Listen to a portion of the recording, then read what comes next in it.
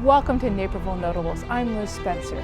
With all the bars and restaurants and shops downtown, it's hard to imagine there once was a thriving automobile industry. We're going to talk with Bob Van Iten, who owned a dealership at 6th and Washington.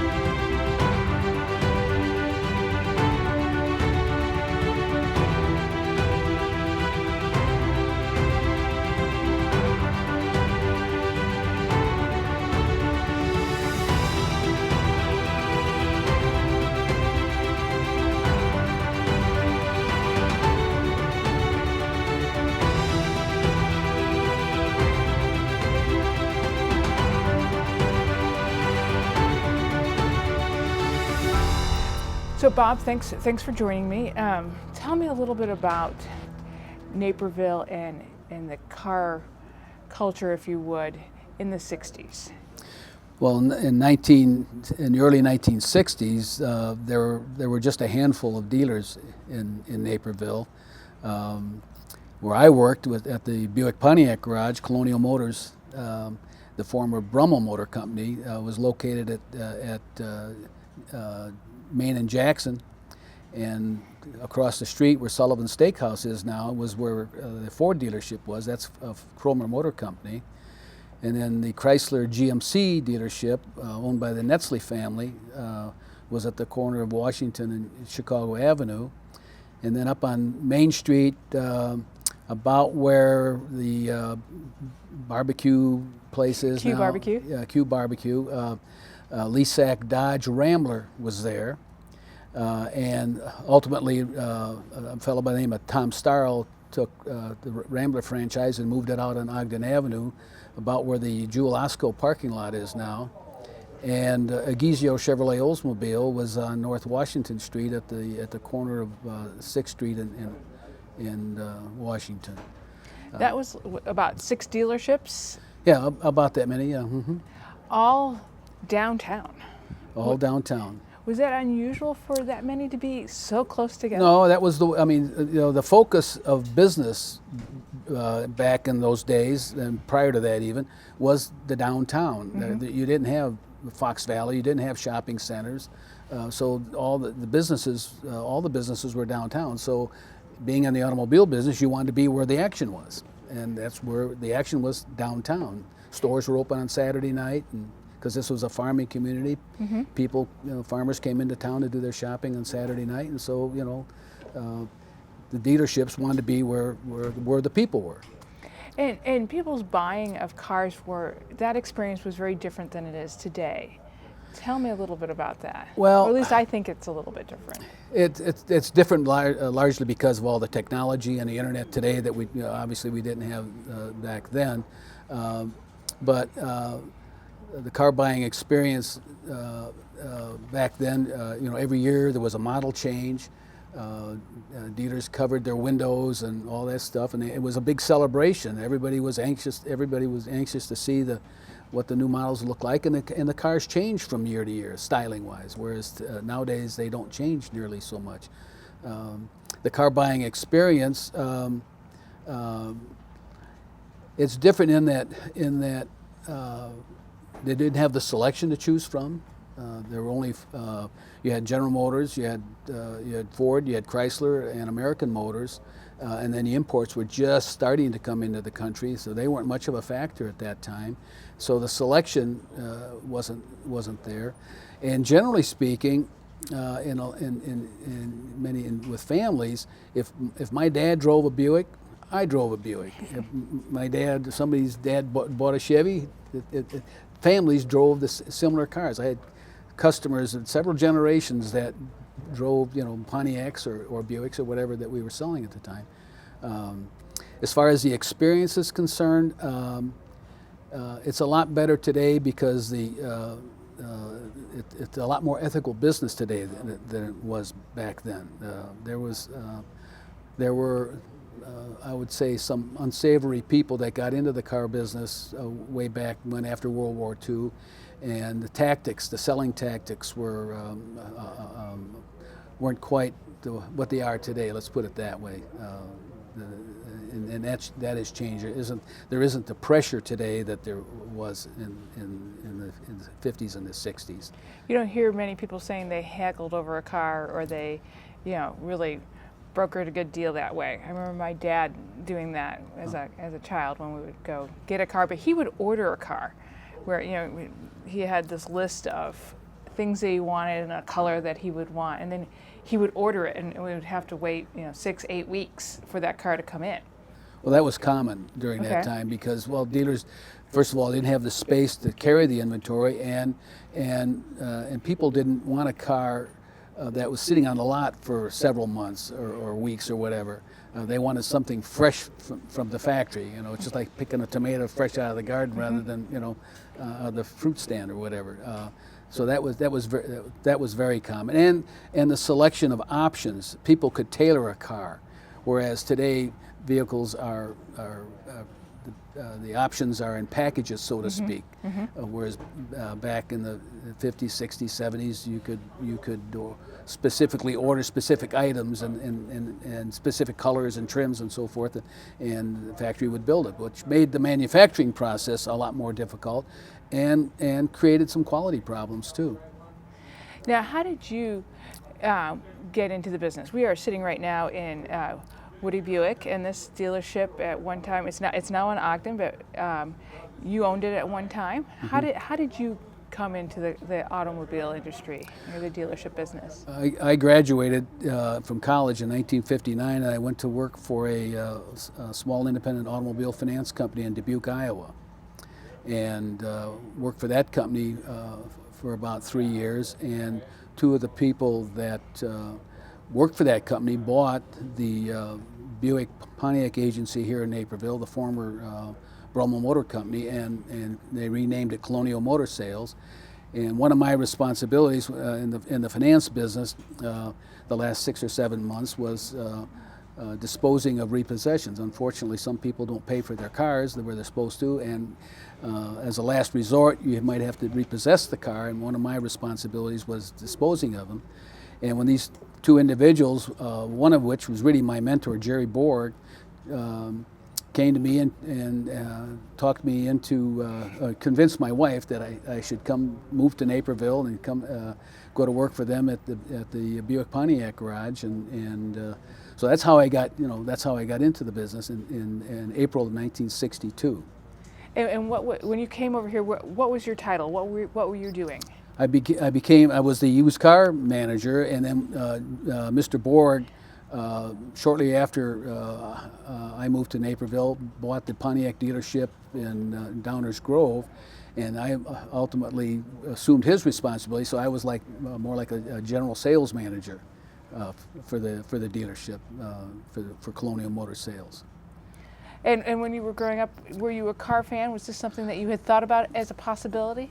I never really thought about it. In college, I was an economics and accounting major, but automobiles, cars, always fascinated me as a kid.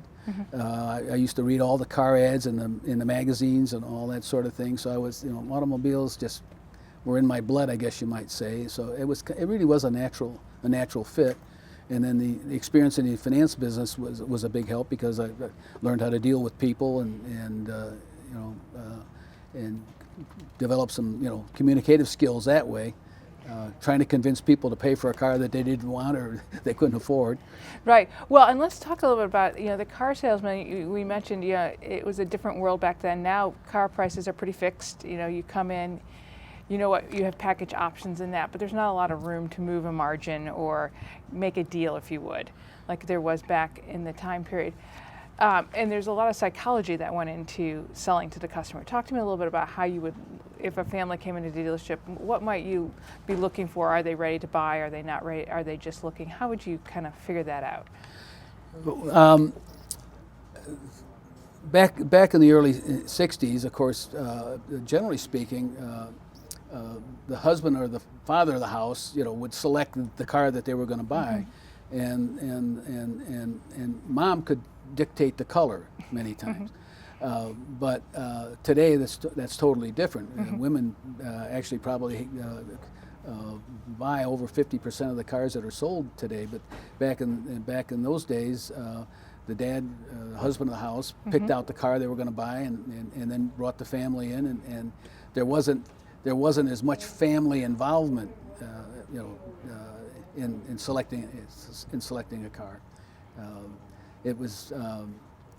But the excitement was there because people always looked forward to buying a new car. That was always a big thing for a family. Well, and let's talk a little bit of pricing back. Yeah. Today, the average family has 2 or 3 cars. Back in the 60s and into the 70s, 80s, was 1 car per family more likely? Well, after World War II, families became more mobile, moved out into the suburbs. The wage earner of the house, generally then the husband, would work downtown in Chicago, and had to take the car to work, whereas and mom had to stay home. Well, then when kids got involved in sports and all this kind of thing, then of course it became necessary for people to have a second car. So second car families started in this pretty much in the 60s, and then just grew, and then it grew from not only mom having a car, but then the kids had to have a car. So it went from the single car family to the 2 car to the 3 and sometimes 4 car family. Well, I remember growing up in the 70s and 80s that we were a 2 car family. The better car was new and dad's car, and then mom and the kids' car was the older used car that we bought. And is that where used cars played a role for the dealership as well? Was that traditionally the second car? Used cars, well, there were people who felt that buying a 1 or 2 year old car was a better value, but the second car many times was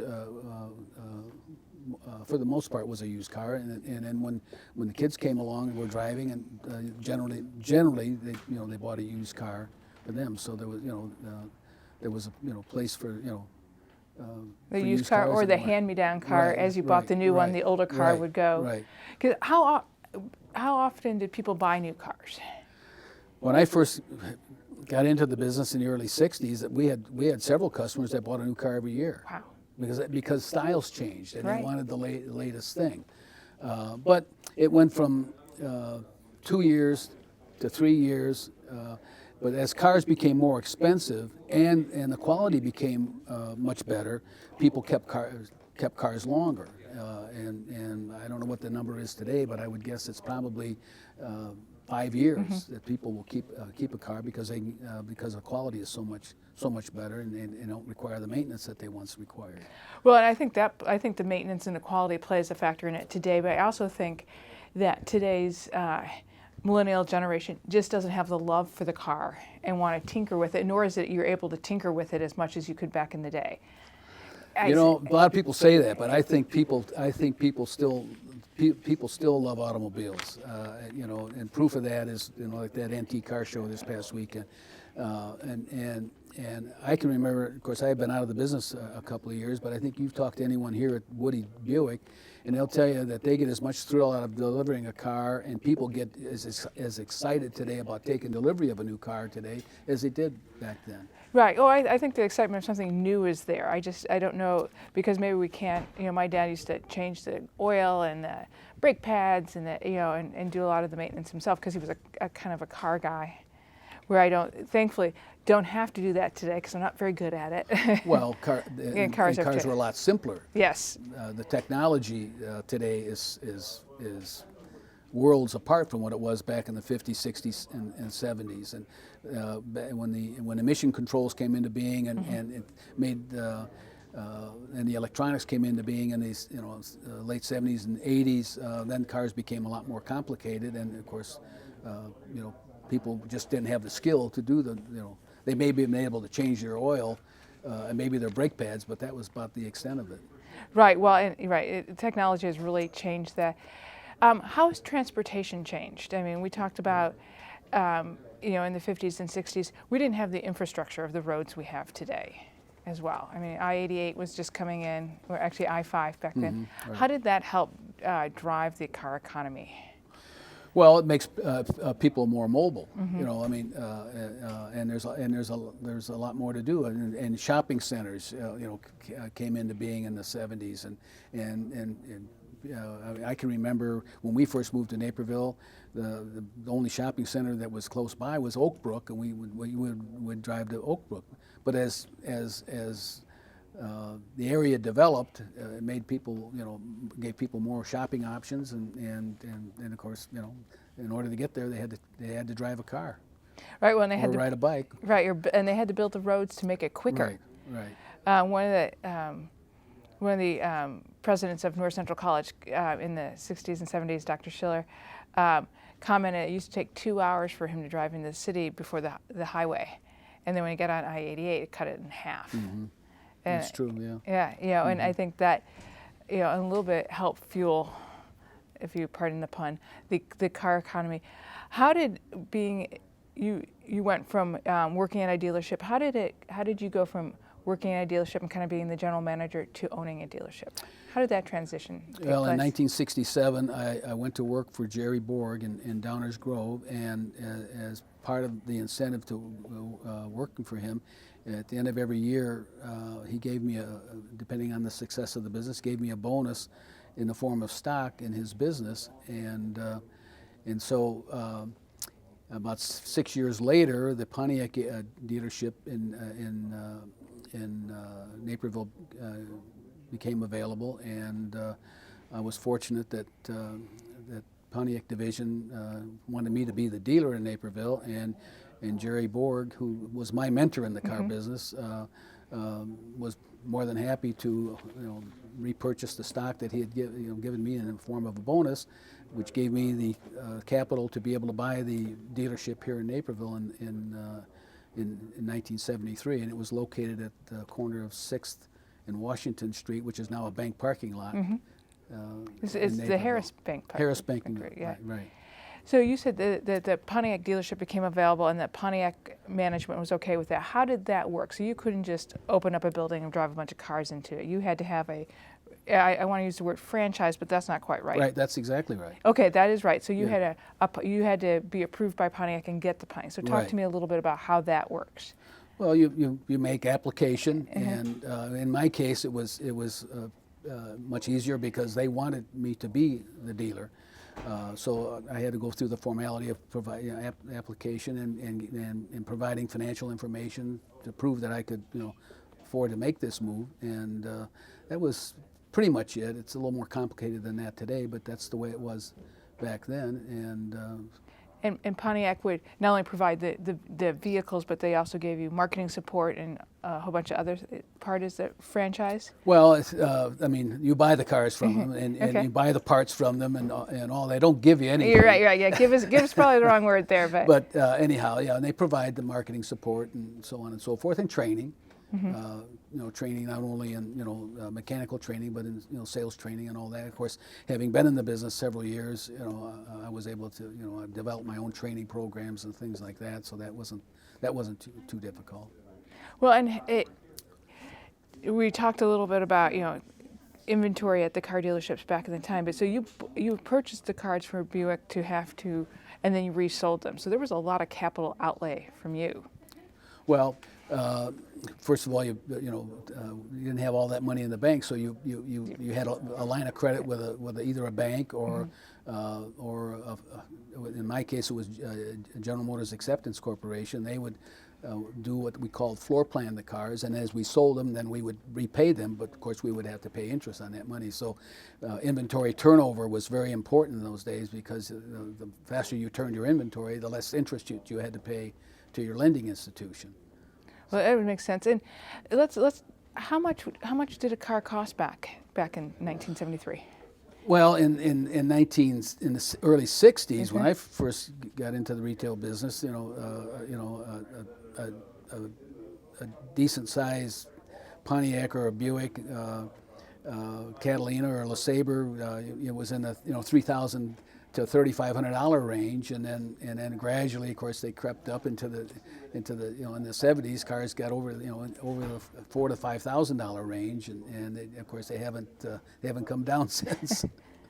So, but and of course people made a lot less money in those days than they do today on an annual basis, and whereas today incomes are much higher, and of course the quality and the technology in the cars is so much greater that that's why they're so much more expensive.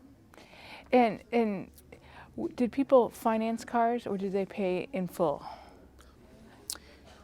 Well, I would say back then, probably 50 to 60% of the people in the 60s, as I remember, borrowed the money from a bank or from a lending institution and financed the cars, and 24-month financing was pretty common, and then it jumped to 36 months.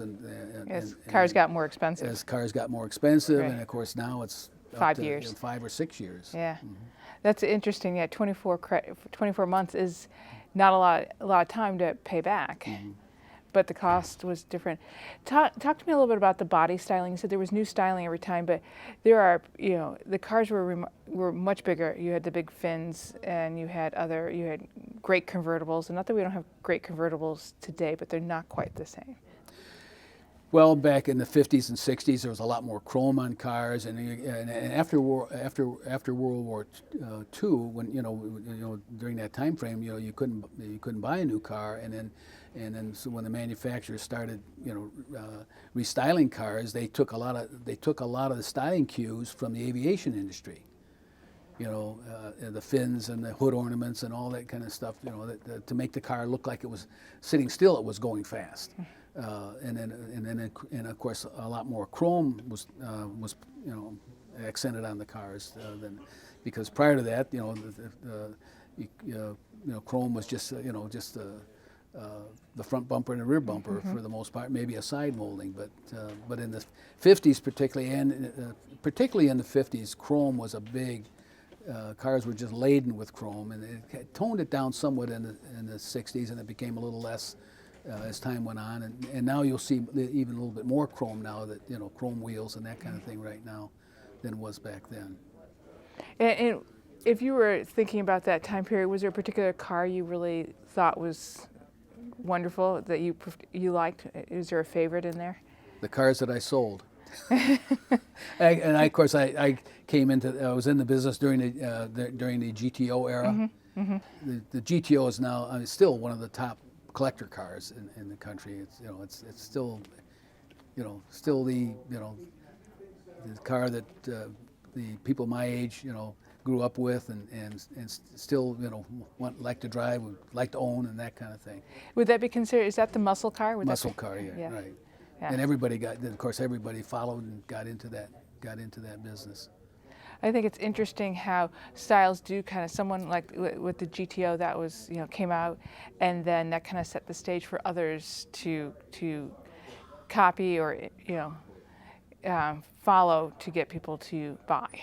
Well, it was a very popular car right to begin with. Mm-hmm. Same way with the Mustang, mm-hmm. And of course all the other manufacturers recognized that and say, hey, we've got to get into that market. So that's what happened. But and so you buy at the dealership in '73, Mm-hmm. And how did the gas embargo and all that start to impact you later on in the '70s? Was that something that scared you to death? And a lot of sleepless nights during that because being a Pontiac dealer, for the most part, all we had were big Pontiacs, and that's where people were used to driving. And of course, we were selling them at rock bottom prices just to reduce the inventory and so on and so forth. And literally, in some cases, after the embargo was over, fortunately it didn't last that long, we were buying some of those cars back for more than we sold them for.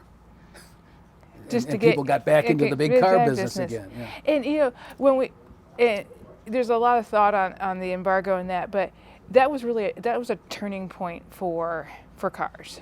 It was a wake-up call to get better, more fuel-efficient cars going here in America. Yeah. downsizing that caused it. That was responsible. They had to reduce the weight in order to improve the fuel economy, and so they had to downsize cars, and also the manufacturers had to bring out a smaller line of cars for those people that wanted high gas mileage. What was your first, when that was happening, what was your first gut instinct on the idea, oh my God, they're going to downsize the car? Was it like they lost their minds, or did you think this was a good thing, or did you see it coming? We knew it was going to happen. We knew it had to happen, and there was a certain amount of buyer resistance to that, because people were so used to the big car around them, and from a safety point of view and so forth. But gradually, that really started in 1977. When they really downsized, when General Motors particularly downsized all their big cars, but then they got more into the styling and made the cars more attractive, and so people adjusted to it. Plus, and they also enjoyed the better fuel economy too. Right, because at the same time, the embargo is causing your business some stress. It's causing the gas station business some stress too, as all the gas is going up and up, and it was like $1.35, and now it's $3.25, and that's a good price. Mm-hmm.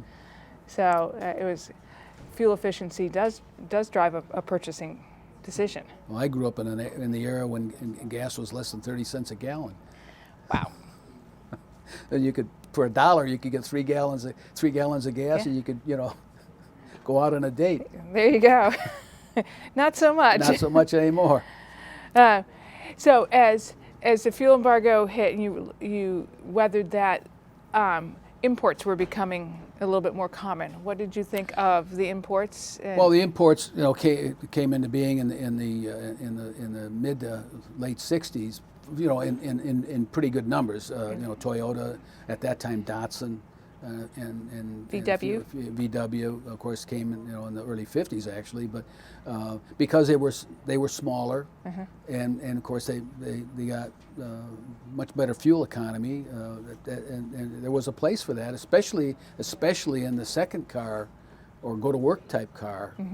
They became real popular, and that was because in Japan and places like that where fuel was more expensive, and countries a lot smaller, they just drove small cars, and it was a break for them, and it caught the American manufacturers in a tough way, I guess. To use an old expression, they got caught with their pants down, and they had to regroup and spend a lot of money to restyle and produce smaller cars. And this, I think one of the, as getting caught with their pants down, the car manufacturers, one group I thought who did a really good job of rebuilding, and with that was Chrysler, and getting, it's not your average American car anymore. So Lee Iacocca really just grasped that idea that we've got to change and rammed it through. What's your thoughts on that? Well, yeah, he was especially with the little minivans, right? What we referred to as the little K cars. Yes. And then of course he also ushered in the era of rebates. Buy a car and get a check for $500. But yeah, they recognized early on. Well, and because of the mobility and the family involvement, and all kinds of activities and so on and so forth, it created a market for a smaller van that could carry 5 or 6, 7 people. The huge big station wagon, because of its size and because of its poor fuel economy, went by the wayside. We had a family station wagon.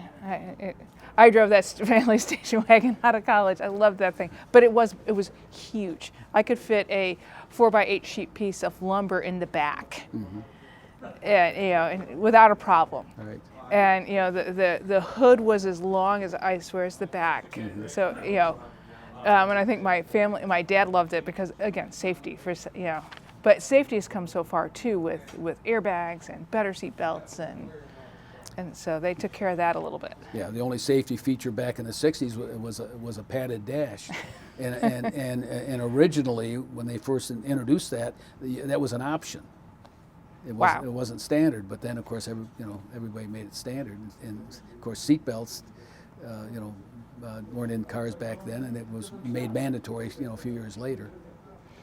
And as a dealer, how did you roll with all of these changes? There's been a lot of changes over the last, yeah. That's just, I mean, that's just the way the business is. It's like any business. There's going to be change, and you can't resist it. You have to accept it and go with it. And as long as it improved the product and made the product more saleable, and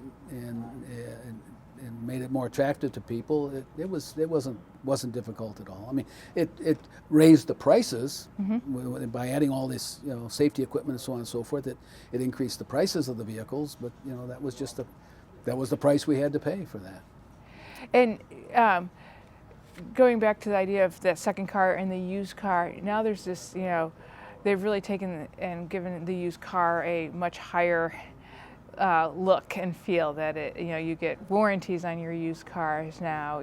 So when did that come in, and how did you embrace that? Well, over the years, because of the quality of the cars today, there's not that stigma of buying a used car. The other thing is that styling doesn't change that much. You can drive a 3-year-old particular model, and it doesn't look that much different than the one that just came out this year. So the style's not changing. People feel that they're still driving a relatively modern car, an up-to-date car. But the quality of the automobiles today is so far superior, and much more. They're much more durable than they've ever been, and so buying a used car is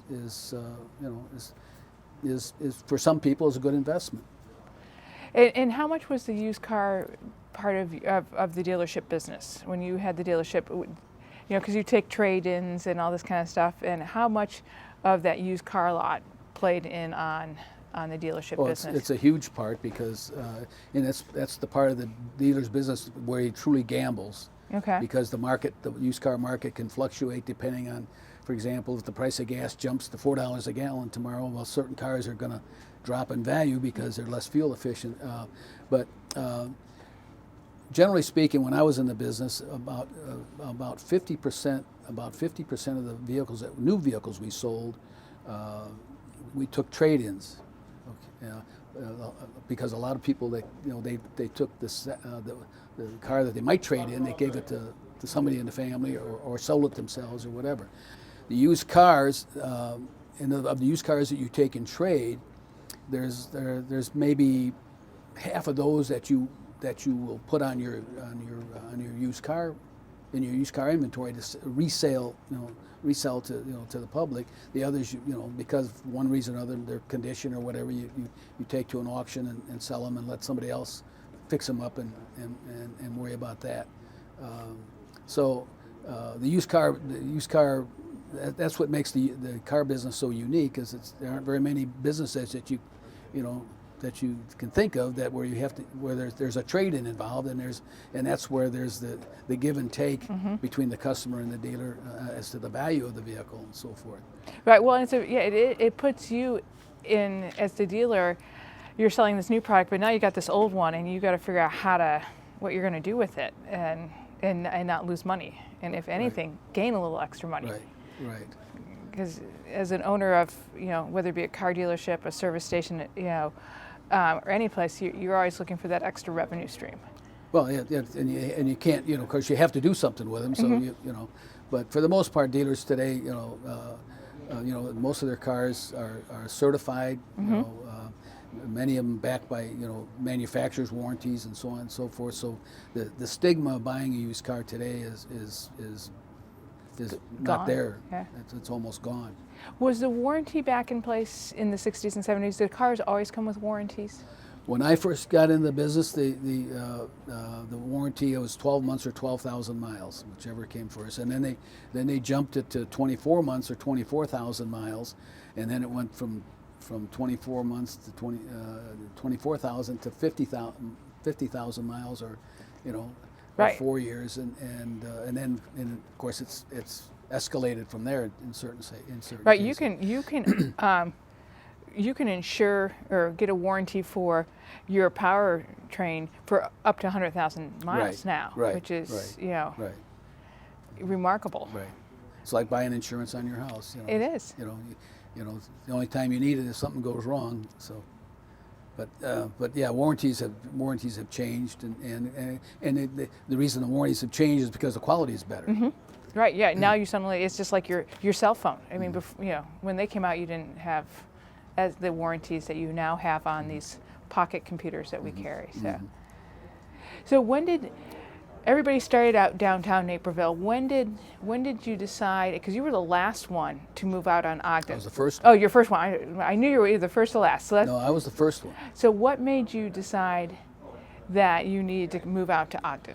Well, first of all, our business, grew dramatically inside of 3 or 4 years, and I was storing cars. My used car operation was on Ogden Avenue, and in the wintertime I rented the Dairy Queen lot to store cars, because we basically ran out of space because our business had grown so much, and land was available out here, and of course I knew Fox Valley Shopping Center was coming out this way, and so that prompted me to buy 5 acres and started construction in the fall of 1977, and we moved into this building in 1978, October of 1978, and we were the only dealership out here for 7 years. The Chevrolet and Chrysler came out in 1985. Did that? You say that so calmly and so easy. Was there a lot of sleepless nights with that decision? Well, sure, because obviously I had to borrow the money to pay for it. And you were by yourself for 7 years. Yeah, and it was a gamble. A lot of people thought, "Why are you moving so far out in the country?" and all that sort of thing. But before we moved, I think I was the first dealer in the Chicago market that had service until midnight. And we continued that when we moved out here, and so so people didn't feel like we had gone too far away. But it was a gamble, but I was very confident that, first of all, it gave us the space we needed. I could keep everything in one location. I was able to increase the size of the facility and handle do a lot more service work, that type of thing. It just made things just a whole lot better. And at that time, I think when the dealerships were downtown, you said it was where the action was. People walked more. They were walking more to their shopping destinations, and times changed and people were driving to them. Was that part of the thought you had, is that you weren't going to get foot traffic any longer? Well, but we really, I mean, we had traffic, but see, in downtown, basically you had primarily local traffic, whereas out here you had traffic that drove up and down Ogden Avenue all the way from Oswego and Yorkville and all those towns, and people from Downers Grove and all that. So you had it exposed us to a much larger market, because a lot more cars drove by here than drove down through center of Naperville. Right. Well, and they say in advertising, it's it used to be like 7 exposures to a name, and now I think it's in the 30s. But it is driving past something and thinking, and then when you want to go buy a car, you're like, oh my gosh, I drove past Woody Buick on my way home, and then suddenly you stop. Yeah, well, that gives you that much more exposure. Right, and I would imagine keeping the service helped too, because it brought your old customers in. Yes. So that proved to be a very good move. You were a trendsetter. Right. Look, and now you got Ogden Avenue is car row. Right. There's over 20 dealers out here now, and but it didn't take long it took a little while, but it finally everybody else moved out here. And when there's 20 dealers now, are there 20 different brands of cars that they're all repping different brands of cars in that, or have we expanded from like the big 6 to big 20 now over time? How is the brands and cars? I mean, of course, changed? Here at Woody, they have Buick and GMC truck. Right. Two Yes. two great franchises. There are some single point dealerships like Kia next door and Mercedes, but then the Chrysler dealership down the street has Chrysler, Dodge, and Jeep. Right. Yeah. So They're combined differently these days. Right. But we've got a lot more brands because of imports to choose from. Right. When did I know we've talked a little bit about they were always here, but when did that really implode into the dealership world? When did they become a real stronghold?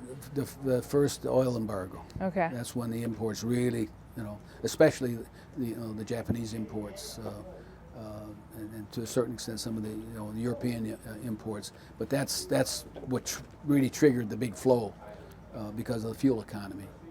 Right, and now, you talked about a loyalty that if your dad bought a Buick, you bought a Buick. Mm-hmm. Today, that loyalty isn't there. No, everybody makes their own, makes their own choices, and that's because there's so much out there. There are so many choices out there. Right. And what looks good to me might not look good to someone else. And again, the quality is pretty much on a par with everything. So people go pretty much whatever their motivation is, whether it's fuel economy or looks or performance or whatever. They kind of tailor their car to their own personal taste. And you also did something I thought was interesting, is that you had the Saturn dealership. Yes. Talk to me a little bit about that. That was quite an experience. I was one of the original Saturn dealers, retailers. We had one here next door, and we had one in Joliet and one up in North Aurora, and it was quite a franchise for about 10 years. But because of some of the problems that General Motors had back then, they weren't able to expand the lineup of product that Saturn really deserved, and so the product kind of became stale. Sadly, a year or two before the meltdown of General Motors back in 2008, Saturn was on its way back and had some really superb quality vehicles. And unfortunately, during the shakeup of General Motors, Saturn as well as Pontiac went away.